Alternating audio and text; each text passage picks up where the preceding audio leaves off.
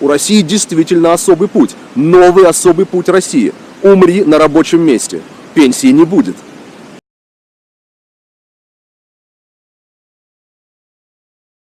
Продолжительность жизни в 35 с лишним российских регионах на сегодняшний день в принципе равняется ровно, значит, той самой цифре, которая будет знаковой при выходе на пенсию. Я вам привожу простой пример, чтобы вы понимали, что это значит. Обычный мужчина из российской глубинки, Осетия, кстати, это тоже российская глубинка на сегодняшний день. Вот он живет свои среднестатистические 63-64 года, может быть 65. И из гроба выйдет на пенсию. Вот ваша мама, ваш папа, бабушка или дедушка не выйдет на пенсию так, как записано в Конституции, и продолжит или будет влачить очень-очень жалкое существование на радость тем, кто сегодня в одной из самых богатых ресурсных стран мира так назойливо и так отчаянно делит этот пирог. Пирог, куски которого никогда не попадут на ваш стол. Просто помните об этом.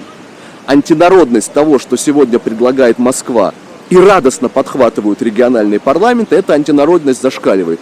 Просто люди Осетии должны задуматься о том, кто представляет их интересы. Понимаете, сегодня в парламенте сложилась ситуация, что есть уже предельно маргинализованная такая группа депутатов. Это коммунисты, которые на автомате говорят: мы не согласны, мы против, это антинародно.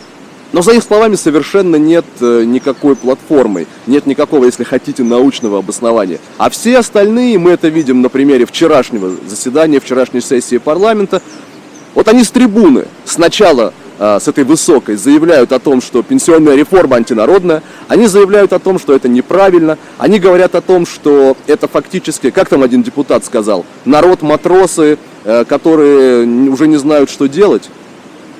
А в конце, после этих чудесных слов, когда ты уже практически уверен, что они нажмут кнопочку «нет» и покажут Москве Кузькину мать, что происходит? 49 за, 2 против, 3 воздержались, и 16 человек то ли не пришли, то ли не проголосовали, что в этой ситуации, в принципе, равносильно тому, чтобы нажать кнопку «за». Есть такое понятие, как красная линия. Вот депутаты североосетинские, они ведь очень много могут рассказывать о том, что есть партийная дисциплина, так надо, у нас есть семьи, мы так проголосовали просто потому, что мы боимся потерять свое место, могут сказать североосетинские депутаты. Вы знаете, все что угодно можно оправдывать трудными временами, вышестоящим начальством, собственными детьми. Вообще это какая-то очень национальная забава, которую я вижу в последнее время, когда совершенно мерзопакостные вещи люди, наделенные хоть какой-нибудь властью, оправдывают детьми. Ты пойми, у меня ведь семья, говорят они.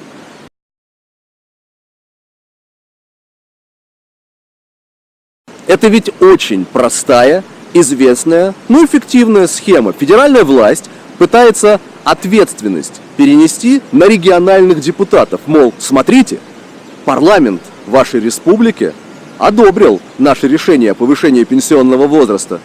Но никого, ровным счетом никого не должно это вводить в заблуждение. Основное голосование будет проходить в стенах Государственной Думы.